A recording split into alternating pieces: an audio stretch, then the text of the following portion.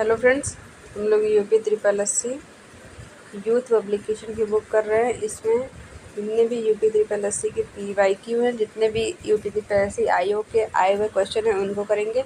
ये UP triple S सी पेट के लिए बहुत इंपॉर्टेंट है और ये वैसे भी सारे एग्ज़ाम के लिए इंपॉर्टेंट है। इससे पता चल जाता है कि यूपी ट्रिपल एस सी कैसा कैसा क्वेश्चन पूछता है। पेट के लिए तो ये स्पेसिफिक है ही।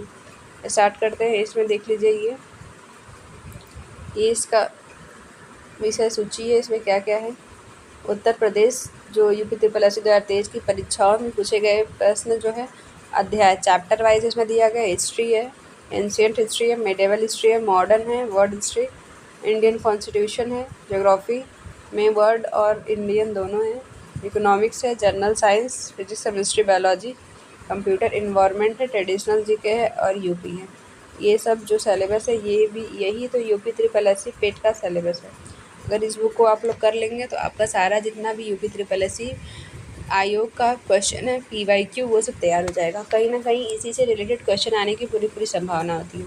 ये एग्ज़ाम भी है कि कौन कौन से एग्ज़ाम में क्वेश्चन का इसमें बुक में दिया गया है, देख लीजिए। ये सब एग्ज़ाम में इस क्वेश्चन में दिए। चलिए फिर स्टार्ट करते हैं। आज हम लोग हिस्ट्री से करेंगे, एंशिएंट हिस्ट्री से करेंगे। स्टार्ट करते हैं वीडियो। फर्स्ट चैप्टर है हिस्ट्री में सिंधु घाटी सभ्यता। इसमें जो एंशिएंट हिस्ट्री है उससे हम लोग स्टार्ट कर रहे हैं, सिंधु घाटी सभ्यता से। Harappa first question. अब स्टार्ट करते हैं वीडियो को और लाइक शेयर सब्सक्राइब ज़रूर करिएगा। जितने भी लोग यूपी ट्रिपल एस सी पेट की तैयारी कर रहे हैं उनके तक ये वीडियो सोल्यूशन ज़रूर पहुँचाइए, क्योंकि ये बुक जो है वो यूथ पब्लिकेशन की है। इसमें इसको ख़रीदेंगे ही, इससे बढ़िया इसको वीडियो देख लेंगे, हो जाएगा। आगे क्वेश्चन देख लेते हैं। हड़प्पा स्थल की सर्वप्रथम संक्षिप्त खुदाई निम्नलिखित में से किसके द्वारा की गई थी। Rakhaldas Banerjee, BK Thapa, sir Alexander कर्निगम, अर्नेस्ट JS मैके। तो हड़प्पा सभ्यता की जो खुदाई थी वो सर अलेक्जेंडर कर्निगम द्वारा की गई थी। देख लेते हैं। ये जो बॉक्स में पूरा एक्सप्लेनेशन होता है इसको ज़रूर देखा करिए। अलेक्जेंडर कर्निगम जो है भारतीय पुरातत्व सर्वेक्षण विभाग के संस्थापक थे। हड़प्पा को विश्व पुरातात्विक मानचित्र पर रखने वाले प्रथम व्यक्ति थे। उन्होंने 1853 में हड़प्पा से एक मुहर पाई थी। भारतीय पुरातत्व जनक इसको जनक कहा जाता है। और व्यापक तरीके से खुदाई जो है 1921 में दयाराम साहनी द्वारा करी गई थी। इसका सही आंसर हो जाएगा C। निम्नलिखित में से किस स्थान पर पुजारी राजाओं की मूर्ति मिली है। लोथल, मोहनजोदड़ो, कोटदीजी, हड़प्पा। सही आंसर हो जाएगा मोहनजोदड़ो। मोहनजोदड़ो से पुजारी राजाओं की मूर्ति मिली। लोथल जो है एक बंदरगाह था। सिंधु घाटी सभ्यता के स्थल मोहनजोदड़ो से पुजारी राजाओं की मूर्ति मिली है। मोहनजोदड़ो जो है स्थल सिंधु नदी के किनारे है। सिंधु नदी के किनारे ये पाकिस्तान में पड़ता है। इसकी खोज 1922 में राखालदास बनर्जी ने की थी। हड़प्पा की खोज दयाराम साहनी ने की थी और मोहनजोदड़ो की जो खोज है वो राखालदास बनर्जी ने की थी। यहाँ से विशाल अन्नागार और कांसे की नाचती हुई मूर्ति मिली है। नेक्स्ट पूछ सकता है कि यहाँ से क्या मिला है, तो यहाँ से विशाल अन्नागार और कांसे की नाचती हुई मूर्ति मिली है। बनवाली सिंधु घाटी सभ्यता का एक प्रमुख शहर है। वर्तमान में भारत के निम्नलिखित में से किस राज्य में है। गुजरात में है, मध्य प्रदेश, राजस्थान, हरियाणा। तो बनवाली जो है वो हरियाणा में पड़ता है। बनवाली सिंधु घाटी सभ्यता का एक प्रमुख स्थल है। वर्तमान में ये हरियाणा में है और ये रंगोई नदी के तट पर है। इसकी खोज 1973-74 में RK विष्ट द्वारा की गई थी। यहाँ से मिट्टी का बना हल मिला है। बनवाली से मिट्टी का बना हल मिला है। राखीगढ़ी भी सिंधु घाटी सभ्यता का स्थल है जो हरियाणा के हिसार जिले में है। गुजरात से क्या मिला। गुजरात में क्या है, धौलावीरा, लोथल। राजस्थान में कालीबंगन है और हरियाणा में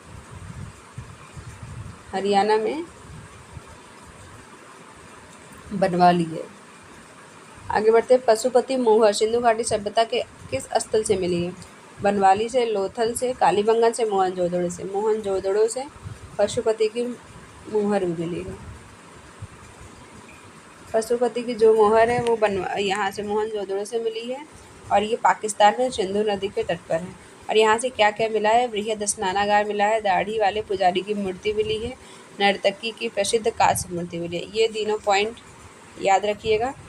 बृहद स्नानागार, दाढ़ी वाले पुजारी की मूर्ति और नर्तकी की प्रसिद्ध कांस्य मूर्ति मिलेगी।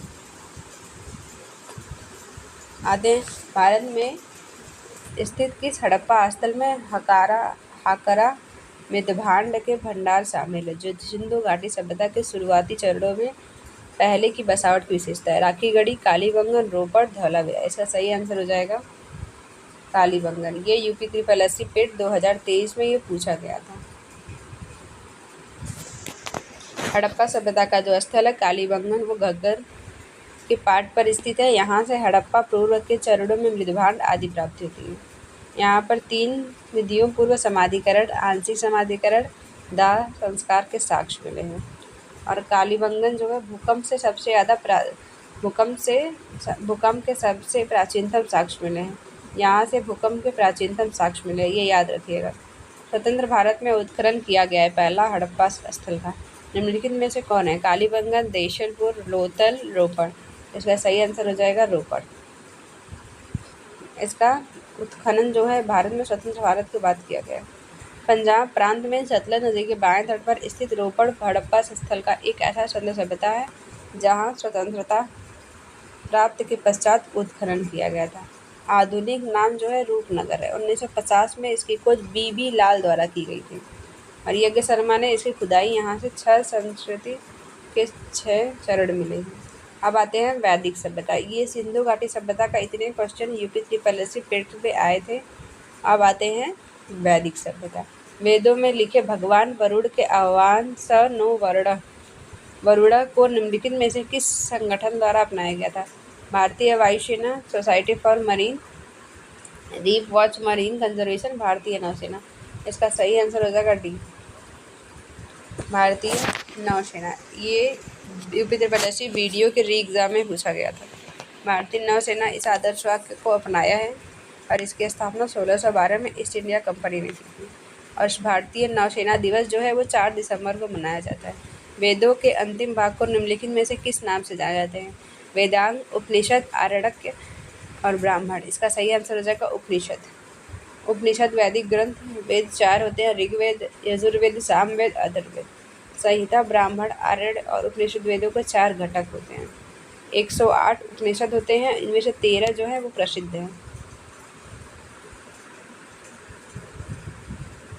ऋषि मनु के अनुसार पुरानी पवित्र नदियाँ सरस्वती और दृष्टद्युति के बीच का भूभाग कहलाता है। क्या नाम से जाना जाता है? ब्रह्मवर्त जो है। ये ट्रिपल एससी में पूछा गया था, पेट में पूछा गया था। ब्रह्मवर्त जो है सरस्वती और दृष्टद्युति के नदियों के संगम पर पड़ता है। ऋग्वेद में विश्वामित्र नामक एक ऋषि और किन 2 नदियों के बीच संवाद हुआ था? विश्वामित्र। इसका सही आंसर व्यास और सतलुज हो जाएगा। ऋग्वेद में विश्वामित्र नदी कथा नाम कथन में विश्वामित्र और शत्रुद और विपाशा नाम नदियों के संवाद का वर्णन हुआ है। वर्तमान में इसका नाम व्यास है और सतलुज है। वेद जो आंशिक रूप से एक गद्य कृति है। अर्थवेद, यजुर्वेद, सामवेद, ऋग्वेद। इसका सही आंसर हो जाएगा यजुर्वेद। इसमें गद्य और पद्य मिश्रित होते हैं। इसमें 2 भाग होते हैं, कृष्ण यजुर्वेद, शुक्ल यजुर्वेद। और यज्ञों के नियमों और विधियों का संकलन होता है। अब आते हैं महाजनपद काल। निम्नलिखित में से सूर्यसेन महाजनपद की राजधानियाँ कौन सी है? वैशाली, काशी, चंपा, मथुरा। सही आंसर हो जाएगा सूर्यसेन महाजनपद की जो राजधानी है वो मथुरा थी। सूर्यसेन की मथुरा थी, बज्री का वैशाली था, अंग का चंपा, काशी का वाराणसी। 6वीं से 14वीं शताब्दी तक निम्नलिखित में से कौन सा सबसे शक्तिशाली महाजनपद था? मगध जो है वो 14वीं शताब्दी तक मगध सबसे अधिक शक्तिशाली महाजनपद था। 16 महाजनपदों में से एक था, दक्षिण बिहार क्षेत्र में था, ये बिहार में था। इसके अंतर्गत आधुनिक पटना एवं गया जिले शामिल थे और राजधानी जो थी राजगृह थी और ये 5 पहाड़ियों से घिरा हुआ था। जैन धर्म। अब आते हैं जैन धर्म, बौद्ध धर्म। ये चौथा टॉपिक है। भगवान महावीर स्वामी को ज्ञान कहाँ प्राप्त हुआ है? नालंदा में, कौशाम्बी में, अनंतपुरी में और जीविका ग्राम में। सही आंसर है इसका अनंतपुरी में, जीविका ग्राम में। महावीर स्वामी का जैन धर्म से 24वें तीर्थंकर थे। अंतिम 540 ईसा पूर्व में इनका जन्म हुआ था वैशाली में। इनके पिता का नाम सिद्धार्थ और माता के नाम त्रिशला था।